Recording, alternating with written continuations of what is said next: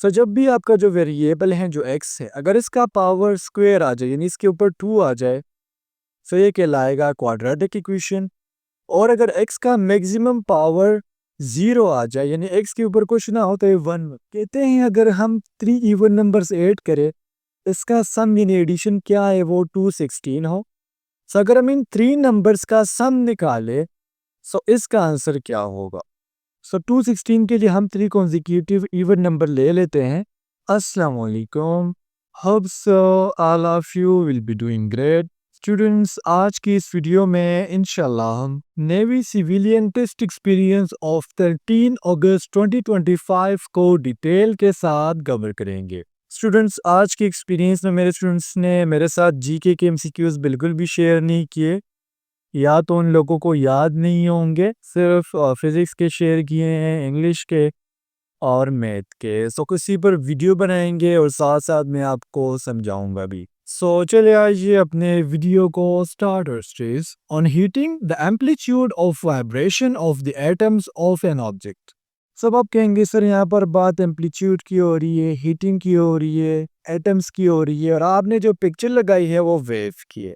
So basically इस diagram से मैं आपको एम्पलीट्यूड समझाऊंगा।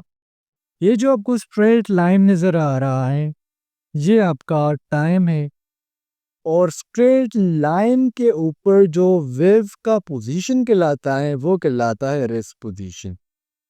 सो अब रेस्ट पोजीशन और आपके क्रिस के दरमियान जो डिस्टेंस है ये कहलाता है amplitude. Means the distance between rest position and rest, it is known as amplitude. तो जब भी आप किसी एटम को हीट देते हो, लेट्स सपोज हम इसको छोड़ ही देते हैं, मैंने आपको कहा आप गैस मॉलिक्यूल को पिक करो और इसको आप क्या करो, इसको आप हीट दे दो, इसमें वाइब्रेशन आएगा और इस ऑब्जेक्ट का जो एम्पलीट्यूड है, एम्पलीट्यूड मैंने आपको समझा दिया, ये इंक्रीज होगा। तो जब भी आप किसी गैस मॉलिक्यूल को हीट करोगे, तो इसकी जो वाइब्रेशन है वो ज़्यादा होंगी। यहाँ पर स्टूडेंट फिजिक्स के थोड़े से एमसीक्यू समझ लेते हैं। क्रेस्ट और ट्रफ यानी दो क्रेस्ट या फिर दो ट्रफ के दरमियान जो डिस्टेंस होता है ये कहलाता है वेवलेंथ। क्रेस्ट क्या है? ये वेव का वो पॉइंट है जहां पर आपका मोमेंटम मैक्सिमम होगा। ट्रफ क्या है? ट्रफ आप लोगों का वेव का वो पॉइंट है जहां पर मोमेंटम लेस होगा। MCQ number 2 is the number of vectors that can be added by head to tail rules are. So head to tail rule मैं आपको समझाता हूँ, लेकिन इसके तरीके से आप एनी नंबर को ऐड कर सकते हो। हेड टू टेल रूल है क्या कि आप जो फर्स्ट वेक्टर ड्रॉ करोगे, सो इस वेक्टर का जो आपने फर्स्ट वेक्टर ड्रॉ किया है, इसका टेल और सेकंड वेक्टर का जो हेड होगा, जब ये आपस में कंबाइन होंगे, सो इसे हम फिजिक्स में हेड टू टेल रूल कहते हैं। और हेड टू टेल रूल के जरिए हम किसी भी नंबर को आपस में ऐड कर सकते हैं। यानी हम ये नहीं कह सकते कि हेड टू टेल रूल के अकॉर्डिंग आप 2 को ऐड कर सकते हैं, 3 को ऐड कर सकते हैं, 4 को ऐड कर सकते हैं। आप किसी भी नंबर को according to head to tail rule add कर सकते हैं। MCQ number 3 is if u is equal to 37 and v is equal to 83 then find the value of u plus। आपको 2 सेट्स दिए गए हैं, एक सेट u है और दूसरा सेट v है। आपने क्या फाइंड करना है? u plus v। तो u प्लस वी को फाइंड करने के लिए आप लोग क्या करोगे? फर्स्ट डिजिट को फर्स्ट डिजिट के साथ और सेकंड डिजिट को सेकंड डिजिट के साथ। सो u का फर्स्ट डिजिट क्या है? 3, सो ये हो जाएगा प्लस 8। सेकंड डिजिट है 7 प्लस 3, सो 3 और 8 11, 7 और 3 10। सो आपका आंसर हो जाएगा option B. Question number 4 is if number of elements in A are 3। हम लिख लेते हैं कि ए सेट है, इसमें कितने नंबर्स है यानी एलिमेंट्स कितने हैं? 3 है। And numbers in set B are 4। So B में कितने हैं? बी में है 4। The number of elements in both set are. So अब हमने बताना है कि दोनों सेट्स में कितने नंबर हों। तो simply A multiply by B. तो आप क्या कर सकते हो? आप इसे 3/4 भी लिख सकते हो। अगर आपको ऑप्शन में 3/4 लिखा हो तो ये बहुत वैलिड है, आपने 3/4 लिखना है। लेकिन अगर आपको 3/4 ना दिया हो, तो अगर हम 3 को 4 से मल्टीप्लाई करेंगे तो ये आ जाएगा 12। तो आपका आंसर क्या होगा? वो होगा option A. MCQ number 5 is what is the antonym of invariable. So मैं आपको ये बात बार बार कहता हूँ माय डियर स्टूडेंट्स के एंटोनिम या फिर अपोजिट ये दोनों एक ही चीज़ है और इसकी उर्दू में मीनिंग होती है मुतज़ाद या फिर उलट अल्फाज। इनवेरिएबल मीन एक ऐसी चीज़ जो चेंज ना हो और इसका हमारे पास जो एंटोनिम है वो है वेरिएबल या फिर कह सकते हो फ्लेक्सिबल। फ्लेक्सिबल ऐसी चीज़ होती है जो चेंज हो सकती है या फिर सेकंड आप कौन सा एंटोनिम इसके लिए यूज़ कर सकते हो वो है variable. MCQ number 6 is ax square plus bx plus c is equal to 0. It is called blank equation. So students यहाँ पर आपके दो इक्वेशन बहुत ज़रूरी हैं। बर्नौली इक्वेशन ये तो फ्लूइड के लिए है, ठीक है, यहाँ पे काम का नहीं है। होमोजीनियस भी आपका काम का नहीं है। आपके काम का जो इक्वेशन है एक है क्वाड्रेटिक और एक है लीनियर। तो जब भी आपका जो वेरिएबल है जो x है अगर इसका पावर स्क्वायर आ जाए यानी इसके ऊपर 2 आ जाए तो ये कहलाएगा क्वाड्रेटिक इक्वेशन। और अगर x का मैक्सिमम पावर 0 आ जाए यानी x के ऊपर कुछ ना हो तो ये 1 बनता है। सो अगर ये इक्वेशन ऐसे होता है ax plus bx plus c is equal to 0 so फिर ये लीनियर इक्वेशन होता। लेकिन चूंकि x के ऊपर स्क्वायर है सो दैट्स व्हाई ये quadratic equation. Question number 7 is sum of three even numbers is 216. The average of these three digits are। सो यहाँ पर बेसिकली कॉन्जिक्यूटिव इवन नंबर्स की बात की जा रही है। कहते हैं अगर हम 3 इवन नंबर्स ऐड करें इसका सम यानी एडिशन क्या है वो 216 हो। सो अगर हम इन 3 नंबर्स का सम निकाले सो इसका आंसर क्या होगा।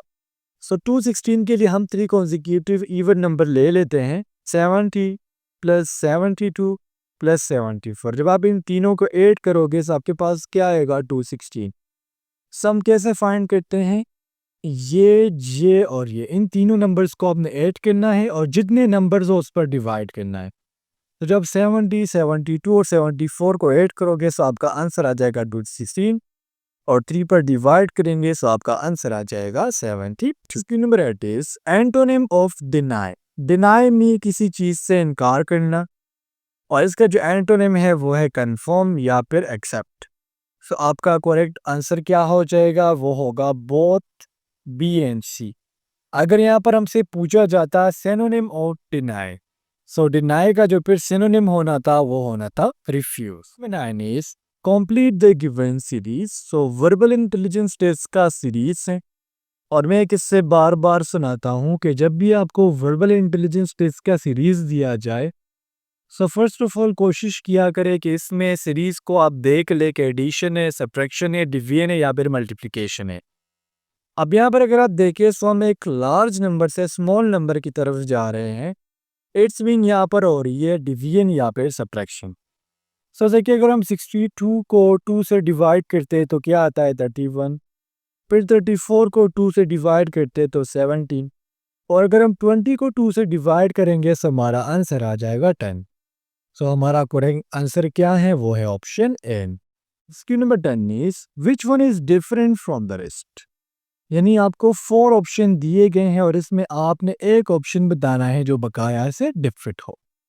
अब आप कहेंगे सर नंबर्स में हम कैसे फाइंड करेंगे कि कौन सा डिफरेंट है।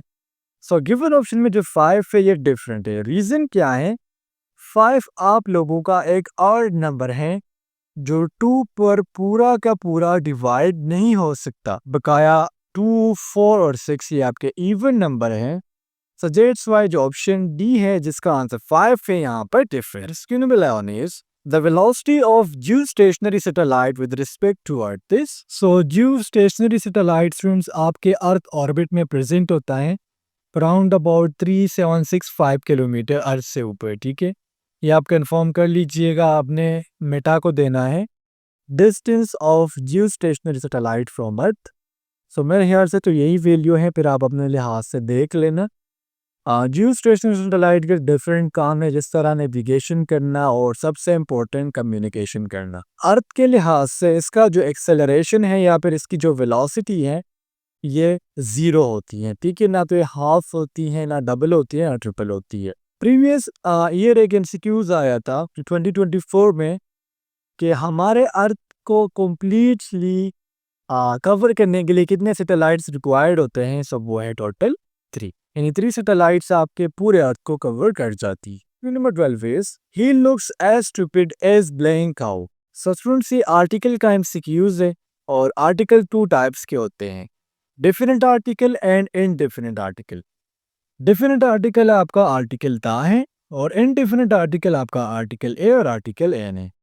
दा अगर हमने किसी चीज़ को स्पेसिफाई करना है दा यूज़ करेंगे, और अगर हम सिंगुलर और काउंटेबल नाउन के बारे में बात कर रहे हैं तो वहाँ पर हम ए और एन का यूज़ करेंगे। ए का यूज़ हम तब करेंगे जब कोई वर्ड कॉन्सोनेंट वर्ड से स्टार्ट हो, यानी कॉन्सोनेंट साउंड से, और एन हम तब यूज़ करेंगे जब कोई वर्ड जो है वो वोवल साउंड से स्टार्ट है। अब यहाँ पर आपका नाउन क्या है?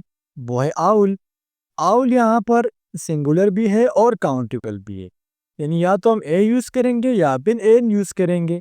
अगर हम आउल को प्रोनाउंसिएट करें इसको एक वोवल साउंड प्रोड्यूस होता है, दैट्स व्हाई यहाँ पर हम एन का यूज़ करेंगे। He looks as stupid as an owl. Last MCQ is SI unit of current. So current का जो एसआई यूनिट है वो एम्पेयर है। Watt is the SI unit of power, newton is the SI unit of force, and joule is the SI unit of energy plus work. So अगर MCQs आ जाए, which of the following have same unit as energy? So energy का और work का जो SI unit है वो same है।